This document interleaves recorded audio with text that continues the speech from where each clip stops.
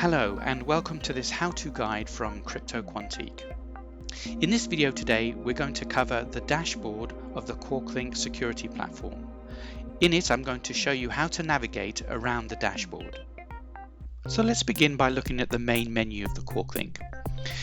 This is shown on the left hand side of the dashboard. Here you have access to all the functions of the QuarkLink. There is a video for each one of these in the series.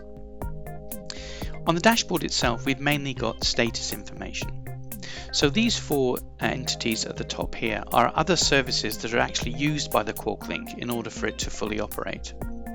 Here we have an HSM. This stands for Hardware Security Module. This is a cloud-based HSM and is used to generate all the public key infrastructure for your IoT ecosystem. It holds all the cryptographic keys and certificates that are needed to operate securely. It also has a backend service. So this is a server that handles all the device enrollment, management and communication that it needs to communicate with a remote device. Over here we have a database. So this database is required by each QuarkLink instance and it stores critical information. Here we have the IoT hubs. So the IoT hubs are required to connect your IoT devices. The QuarkLink is required to make contact with these IoT hubs, and here you can see that it's in contact with all the IoT hubs that are actually configured in this particular instance of the QuarkLink. Down here we have the status information of the devices that are connected or maybe not connected to your QuarkLink. So here you can see I've currently got 6 devices that have been connected, but their certificates are now expired. So here's status information. So no devices are currently enrolled. One device had its certificate renewed. None of them have had their certificate revoked, but 5 of them have had their certificates expire.